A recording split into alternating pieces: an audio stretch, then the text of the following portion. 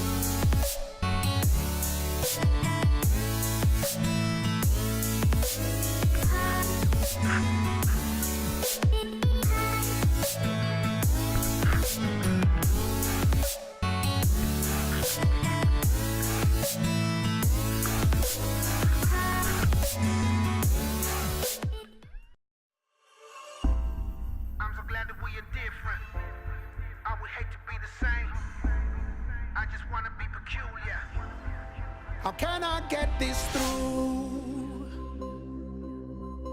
Nobody can be like you. Don't compare yourself to no one, 'cause they can't do what you done. To thine own self be true. Yeah. In this world full of confusion,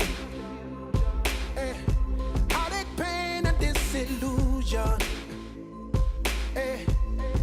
Don't let them dim your shine. You go for yours, I'll go for mine. Still a beautiful world and we'll be fine. And let me tell you what my mama said. So just be yourself, 'cause everybody else is taken. And don't be afraid. All you need to do is come as you are. You'll never be lonely if you can read somebody's problem. Everybody's life is precious, all protect us all. Don't let us fall, 'cause we all bleed the same. Don't ever change the things you do. You just keep on loving you. Hey, I know you're tired of abuse, and you say it ain't no use. Don't believe it, it ain't true. Yeah, 'cause it don't matter what they say. Yeah, I'm gonna love you anyway. Yeah, we might not have it all together, but together we have it all. So if we stumble, we won't fall. Yeah. Just be yourself, 'cause everybody else is taken. And don't be afraid. All you need to do is come as you are. You'll never be lonely if you can read somebody's problem. Everybody's life is precious, all protect us all. Don't let us fall, 'cause we all bleed the same. We all bleed the same. We all bleed the same. We all bleed the same. We all bleed the same. We all bleed the same. 'Cause everybody's life is precious, all protect us all. Don't let us fall, 'cause we all bleed the same. I'm so glad that we are different. I would hate to be the same. I just wanna be peculiar. Nothing wrong with being strange. What does that even mean? Does anybody know? I just wanna be the real me, instead of putting on a show. So just be yourself, 'cause everybody else is taken. And don't be afraid. All you need to do is come as you are. You never.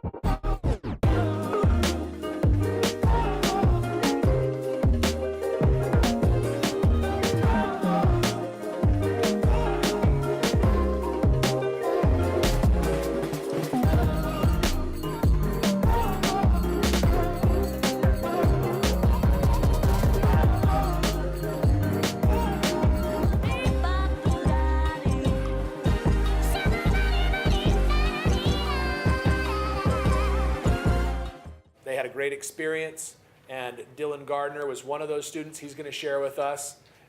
And then we will have another video by another student that went, Sterling, and so we'll be able to see some of his experience as well. So Dylan is a student at ALA. Come on up and tell us a little bit about your experience. So first off, just thank you for having me come and talk about my experience with RYLA. It was so much fun, as you saw in the video. So many activities that we did. I think the max amount of sleep that we got each night was probably like 6-7 hours if we were lucky, getting back into our cabins, but it was so much fun. It was a really unique conference compared to ones that I've been to with that. It kind of pushes a lot of the Rotary influences, which I really liked. And one of those things that it stresses was the cultural awareness and being able to accept different cultures and different perspectives. And that was just really unique. So one of the things that we did during a lot of the conference was listen to speakers and their input and their skills and activities that went along with those speakers. So on Wednesday night or Wednesday morning actually, when we got up there, we left at about 12-ish. We got up there at like 2 or 3. And then that night, we had our first speaker, and that was Dean Jackson, and he was really awesome. He showed us the 4 different personality types that he compared them to animals. And then that night we got into our groups. I was in the Lions group, and it was just really cool being able to surround myself with that type of personality. And then throughout the conference, as we mixed with different the 3 other animal types. And then on Thursday was sort of our build up to the culture walk, and that was by far one of my favorite things about the conference. And what the culture walk is just being in the conference. It's just like sort of a protective bubble, and it's just all of these leaders that are there that want to learn and grow. And so because of that, everybody is willing to share their feelings and talk about their perspectives.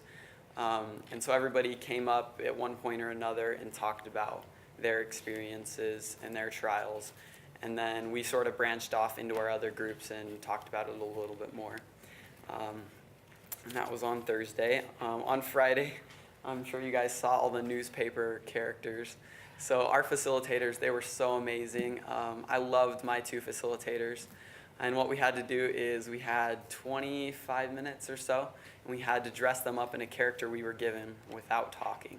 So it was pretty crazy. And if you talked, you got duct taped. So there was a little consequence for that. And just a side note, the food was amazing, so they take really good care of us up there. The weather was a little inclement, but I mean, it was so much fun. We made the best out of it for sure.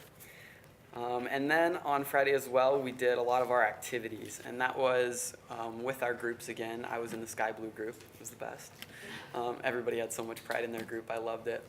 So our first activities were the A-frame. You guys saw, it was balancing and holding them up, and that required a lot of trust, and just the relationships that we built in just the first few hours, let alone by the end of the conference, was so strong. So at that point on Friday, we were all trusting very much.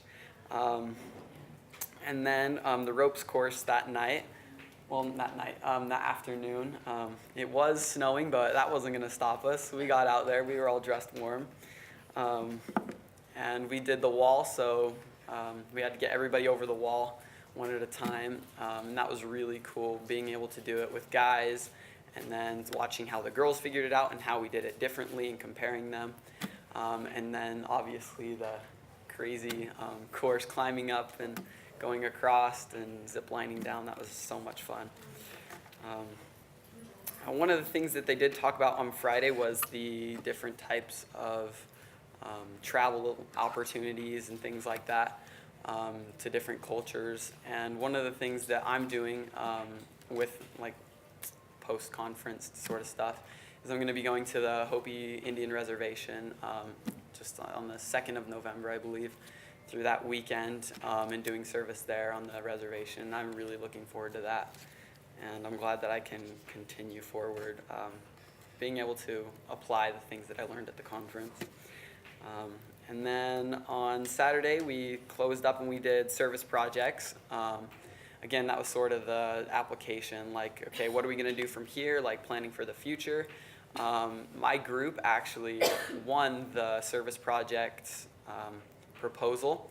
So throughout the conference, we had set times to talk with our groups and see what project we would want to do for the Rotary as the state of Utah. And my group, what we wanted to do is do a day of service where it doesn't matter where you're from, if you're like in Salt Lake or if you're in St. George, you don't have to meet in Utah Valley to do a service project. And we thought that was just a really good idea because we could get more people and more hours and overall just more community awareness about Rotary. So we won that out of all the groups there. I think there was probably 20, so that was really cool that we got to go up and present that on the last day, and it was voted the top amount of votes. So Rotary Utah is now going to be doing that. I think it's in the winter as well, so it's going to be interesting to see what different or which clubs do what projects and which one gets the most hours to get the funding. That's like the reward for it, so they can do other projects that they want to do. So that was my experience with RYLA. I loved it so much.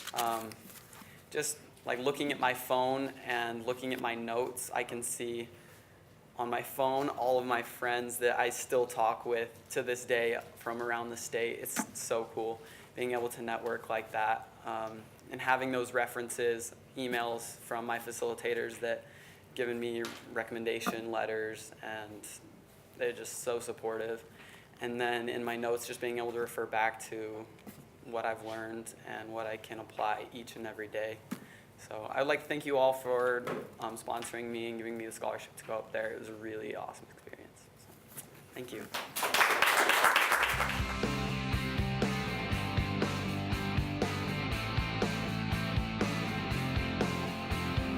Hi there, I'm Sterling Brinkerhoff from Benjamin, Utah. First off, I want to thank you for including me at the big 2017 RYLA conference above Heber. I learned a lot at this amazing event, and I know I'll be able to use many of these skills throughout the rest of my life.